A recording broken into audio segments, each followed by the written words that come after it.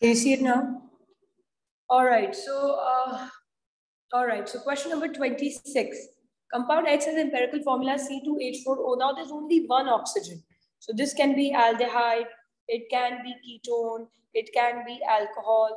And how will we tell? We will tell if we have a C double bond O peak. Do you see a C double bond O peak right here? So that means this has a carbonyl carbon.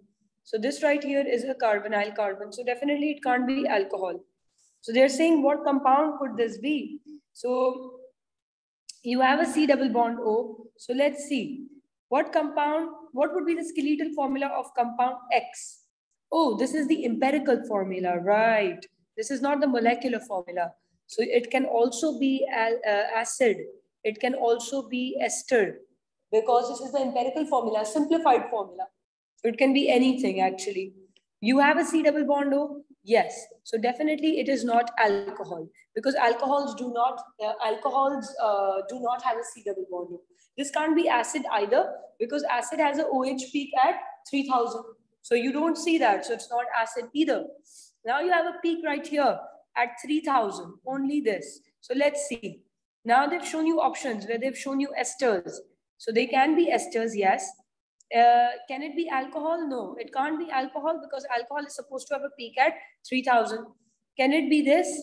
No, again, for the OH, you'll need a peak at 3000. So you already, based on the peaks, eliminate options C and D. It can't be this, right? Now, what can it be? Let's see. So for here we have, what could be the skeletal formula of compound X? So compound X, they've given you the empirical formula. So let's check the empirical formula of this. So this is CH3, CO2, CH2, CH3. Yes?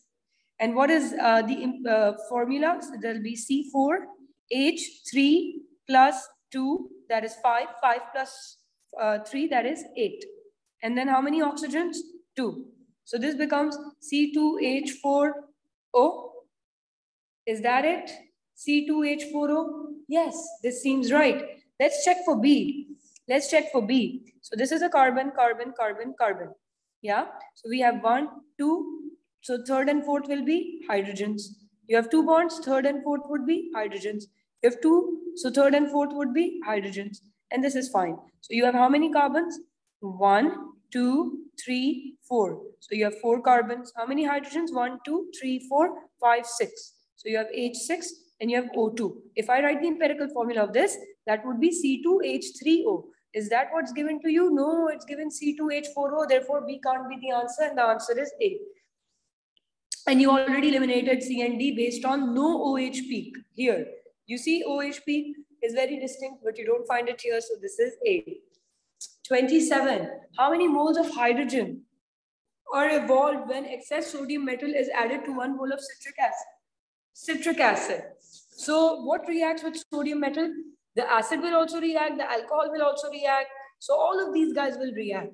And they are saying how much hydrogen is produced. So this will give you half a mole of hydrogen. This will give you half a mole of hydrogen. This will give you half a mole of hydrogen. And this will give you half a mole of hydrogen. So how many total moles? 2 moles. Clear? Is why I told you to remember the ratio. When alcohol reacts with sodium metal, half a mole of hydrogen is formed. When acid reacts with sodium metal, half a mole of hydrogen is formed. Because each of them are losing 1 H. So that is half a mole of H2. Question number 28. Let's see. Which statement is correct for the reaction of carbonyl compound with HCN? So this is nucleophilic addition reaction. The reaction is catalyzed by H2SO4. No, we use the catalyst as NaCN. Yes? So this is wrong. Pentan 2-one and HCN react to give a chiral product. Let's see. So you have pentan 2-one and HCN. So if you react this with HCN, the CN will come here. The H will go here. Is it a chiral product? Yes. Do you see this carbon is chiral? It has an OH, it has a CN, a CH3 and a C3H7. Answer therefore is B. All right. It is nucleophilic substitution? No, it's nucleophilic addition. It is a condensation reaction? No. 29. The table describes 4 reactions of propene. So this is alkene. Which row is correct? Let's see. So they have aqueous bromine. When you add propene, so that's prop 1 basically. When you add aqueous bromine, so you get 2 bromopropane. No, when you add bromine, the Br will go here, Br will go here. You will get 1,2-dibromopropane. Not this. You should get what? 1,2-dibromopropane, not 2 bromopropane only. Yes, you should get dibromo. Cold acidified KMNO4. So there will be a diol. Yes. So propan 1,3-diol. No, it won't be 1,3. It will be 1,2. HCl. When you add it to HCl, you will get a major and a minor product. The major would be where H goes here, Cl goes here. That is 2-chloropropane. Or you can also get 1-chloropropane. But you see the major product is given right here. 2-chloropropane. Yes, that is correct. And with steam, you will get what? The H will go here, OH goes here. You will get propan 2-ol. Clear? So 29C. Now, and they have asked name of the main product. So main is the major. Now you'd be like, Miss, with steam, you can also make propan 1-ol. When the OH goes here, when the H goes here, but this is minor. Do you see that? So propan 1-ol, even though it is formed, but this is not the major, this is the minor product. Butanoic acid is prepared from 1 bromopropane. You have 1 bromopropane, so let's see this. How do you prepare butanoic acid from this? So do you remember the reaction where the Br is replaced by Cn? So you can replace it by Cn and then you can make what? You can make, do you see you added a carbon? So from propane, you've made but. This is a step up. And then this can be hydrolyzed to butanoic acid. Yes? So which compound is prepared in the first stage of the synthesis? So you will make what? Butanitrile. This is what you make. Answer therefore is D. Question number 31. Ethanol combines with ethanoic acid to form ethyl ethanoate according to the following reaction. So this is right here. 9.2 gram of ethanol, 12 gram of ethanoic, and this much of a mix allowed to stand at equilibrium. Using the equilibrium mixtures found to contain 4.8 gram, the experiment is repeated at 323 Kelvin. So this was at a lower temperature. This is at a higher temperature. Which statements are correct? All right, so let's see. So you have alcohol. I'm just writing that. Alcohol plus acid giving you ester plus water. So let's say initial reacted at equilibrium. So they've told you that 9.2 grams of ethanol are mixed and allowed to stand until equilibrium is reached. So let's convert their grams to moles. So ethanol will be 9.2 divided by the MR, which is given to you as 46. So this is 0.2 moles. 12 grams of ethanoic acid, let's divide it by 60, that's the MR. So this is also 0.2. Now ester is not 0 because they've given you the initial amount. So that will be 8.8 divided by 88, that is 0.1. So this is your mixture is allowed to stand at equilibrium is reached. Now the resulting equilibrium mixture is found to have, resultant equilibrium mixture has this much ethanoic acid. So can we convert this to moles? So 4.8 divided by acid is 60. So 0.08. So you have 0.08 of acid at equilibrium. Right? And this is okay. Now they're saying, let's see. So you know acid and alcohol and everything is in 1:1 ratio. So if this is 0.2 and you are left with 0.08, so you subtract the 2, this will be 0.12. This will also be 0.12. This will also be 0.12. Then you do 0.2 minus 0.12. So this will also be 0.08. This will be 0.1, which was initial, plus 0.12. That will be 0.22. Because this and this plus gives you this. Right? And they are saying you have 0.22 moles of ethyl ethanoate at equilibrium. Is that true? Yes, you do. Equilibrium mixture at 323 will contain more than 4.8 grams of ethanoic acid. So let's see. Now, when you increase the temperature, you see the reaction is at equilibrium. So if you increase the temperature, delta H is given to you. The forward reaction is exothermic. So backward will be endo. Now, if you increase the temperature, system will try to decrease it. It will try to decrease it. Equilibrium will go. Equilibrium will go in favor which side? If you increase the temperature, system tries to decrease it. It will favor which side? The endothermic side. Equilibrium goes backward. So it goes backward. And if it goes backward, you are making more of this. Yes, because equilibrium shifts backward. And they are saying equilibrium has more ethanoic acid at higher temperature. Is that true? Yes, because equilibrium shifts backward. So this is also true because equilibrium shifts backward. If small amount of water is added to the start of either experiment, the Kc would not be affected. Is that true? So if you add a little bit of water, will Kc be affected? No. Why? Because the concentration of water is fixed. Do you remember? We did it in ionic equilibrium also. The water concentration is fixed. It does not change. Because water has a density of 1 gram per cm cube, no matter what you do, it will not change. The concentration remains fixed. So concentration of water is fixed. It does not change. So no matter what you do is why you see we didn't even put it in the Kc expression. We didn't bother with the moles of water. Why? Because it does not change. The concentration is unchanged. Is why also solids are never part of Kc expression because their concentration is also fixed. Do you remember? That's how in A2 we found the expressions for Ka. Kc times water concentration because both were constants.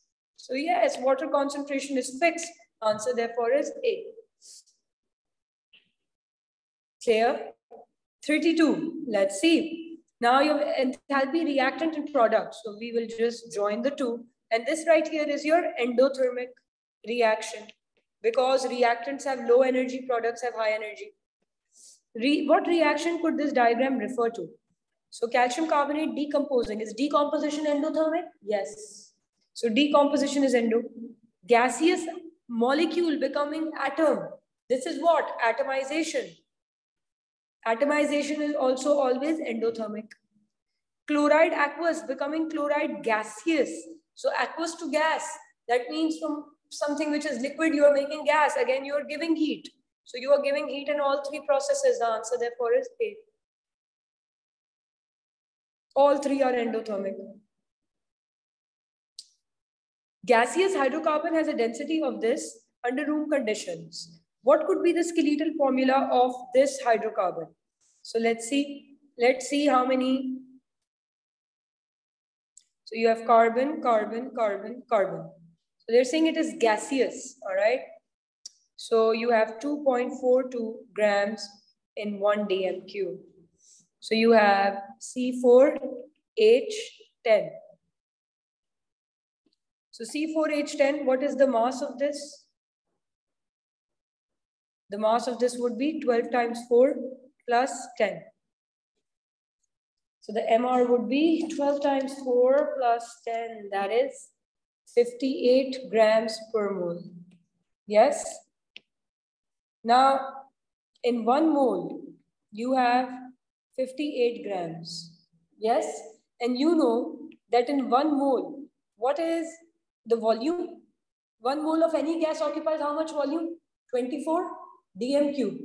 So can I just call this 24 dm cube has 58 grams? Because 24 dm cube of gas is the same thing as 1 mole of gas. So if 24 has this much, 1 dm cube has how much? Let's see. Does it come out to be 2.42? Let's see. Let's see. So that would be 58 divided by 24. And that is 2.4166. So that is 2.42 grams per dm cube. So 1 is right. Clear? Let's see the next one. Let's see the next option. So the next option, I'll just do it here. Okay. The next option is a carbon, a carbon, a carbon, a carbon. So you have a CH3. Then this one has 1, 2, 3 bonds. So the fourth would be a hydrogen. Then this one has 1, 2 bonds. So third and fourth would be hydrogen.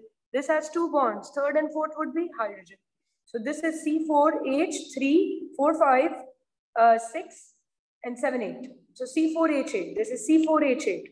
So that's 12 times 4 plus 8. So 12 times 4 plus 8, that is 56 grams per mole. So we know if it is gaseous, can I say 1 mole is 24 dm cube, and this 24 dm cube has 56 grams. So 1 will have how much? Let's check. So it will be 56 divided by 24, and this comes out to be 2.333. This is not correct. And if 1 is right, 2 is wrong, the answer is always D. You don't have to bother with 3. If you want, you can check. It will be the same as this, because the molecular formula of this is also what? C4H8. This is an alkene. This is also C4H8. So this molecular formula will be the same as 2, and their density would be 2.33. If 2 is wrong, you don't even have to check 3. Which molecule at least contains 1 bond angle of 120? So you have C2H4. So does this have 120? Yes, because this is sp2 hybridized. Then you have PF5. So PF5, I told you, will be like PCl5, where 3 of them are arranged like this and they have a bond angle of 120. This is also true. NCl3. NCl3 will be like NH3. Do they have any 120s? No, they are all 107. Answer therefore is B. Which statements are correct going across period from sodium to chlorine?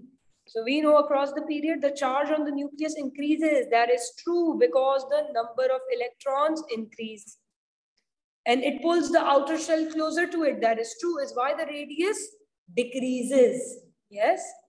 Radius of the most common ion of each element decreases. Does the radius of the ions decrease? No, the atomic radius decreases, but you know that the metals will make cations, which will have smaller radii, but the non-metals will make anions, which will have larger radius. So no, it doesn't decrease. So it goes from Na plus to Mg2 plus to Al3 plus. Yes, there's a decrease here.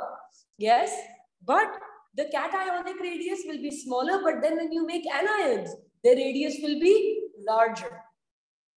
So 1 is right, 2 is wrong. The answer therefore is D. The shielding causes by inner electrons decreases. No, shielding remains constant. Why? Because the number of shells are the same. So number of inner shells are the same. Which statements are correct? Let's see. Magnesium carbonate decomposes at a lower temperature than calcium carbonate. Is that true? So magnesium carbonate, so you have Mg2 plus. Let's see. If you remember thermal stability, and then you have calcium 2 plus. Magnesium has a smaller radius, Mg2 plus. This will be calcium 2 plus. This is carbonate. This is carbonate. I don't know why I've made a bigger carbonate here, but the carbonate will be of the same size as the one above. Right here.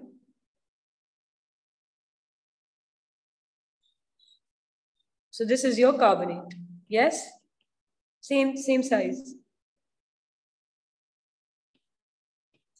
Now you know that down the group, the charge density, because the charge density is directly proportional to charge, inversely proportional to radius. So it is charge upon radius. Radius is increasing, so charge density decreases. Therefore, polarizing power decreases. Therefore, distortion of the anion. So, distortion of the anion will decrease. Yes, and this will distort more. Magnesium carbonate distorts more, this distorts less.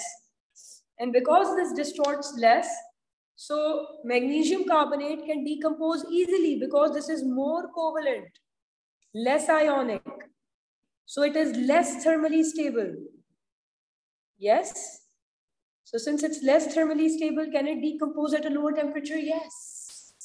Calcium hydroxide is more soluble than magnesium hydroxide. Yes, we know that the solubility increases down the group. Magnesium hydroxide is a white precipitate. Calcium hydroxide gives a cloudy solution. And barium is the most soluble.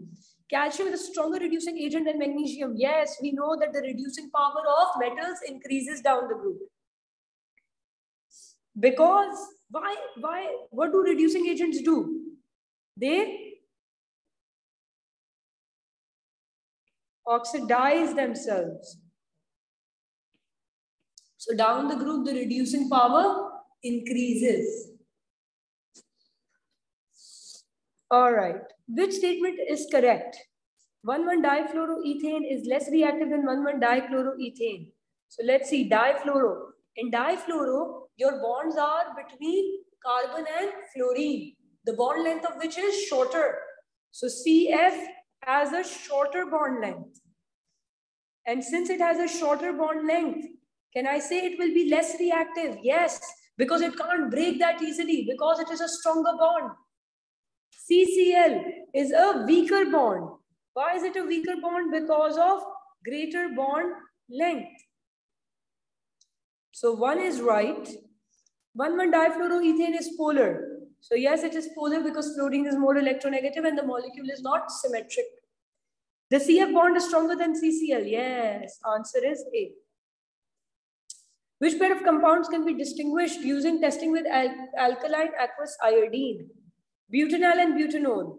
So butanal is aldehyde, this one. Butanal. Can this react with iodine, aqueous iodine? No. Why? Because for carbonyls to show iodoform, you must have this. Does it have a CH3 next to it? It will not react. Let's check butanone. So butanone is a 2-carb-4-butan-2-one. You can't have a butan 3-one, all right?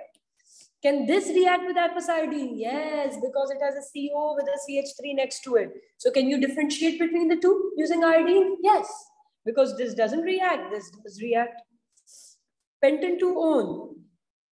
So let me now add to this. This is pentan 2-one. Can you differentiate? Because this, yeah, pentan 2-one does react with iodine. Pentan 3-ol. So let's see pentan 3-ol. Can pentan 3-ol react with iodine? No, because for alcohols, you need carbon with a OH, with a CH3, with a H on the same carbon. Does this have a CH3 next to it? No. So will this react with iodine? No. So can you differentiate between the two using iodine? Yes. Propanone and propan-2-ol. So let's see now. Propanone. So propanone is propan-2-one and propan-2-ol. Can you differentiate between these two? This will react with iodine. This will also react with iodine because carbon has a OH, H and CH3 on the same carbon. So both react. Therefore, you can't differentiate between these two. The answer therefore is B. 39. Which reactions have a colored organic product? Ethanol, 2,4-DNPH. Will ethanol react with 2,4-DNPH? Yes, aldehydes do react with 2,4-DNPH and it gives you a red, yellow, orange precipitate. Ethanol with dichromate. So when you react ethanol with dichromate, there will be a color change, but your product will not be colored because your product will be either aldehyde or keto acid. So the product is not colored. It's just the color change that you see, but the product is not colored. Therefore, 1 is right, 2 is wrong, 3 is also wrong. Answer would be D. Because if 1 is right, 2 is wrong, answer is always D. Propanoic acid reacts with lithium aluminum hydride. So that is LiAlH4. So this will give you what? Propan-1-ol. Because propanoic acid will react with lithium aluminum hydride, undergo reduction, and it will make what? Primary alcohol. Organic product reacted with ethanoic acid. So basically propan-1-ol is reacted with ethanoic acid. So what will that give you? Ester? Yes. So this is your ethanoic acid reacting with propan-1-ol. So that will give you what? Propyl ethanoate. Yes. So propyl ethanoate is your ester. So this is propyl ethanoate. They are saying what is the use of X? Can it be used as fuel? No, esters aren't used as fuel. They are used as solvent and flavoring. Yes, the answer is C. Is this clear?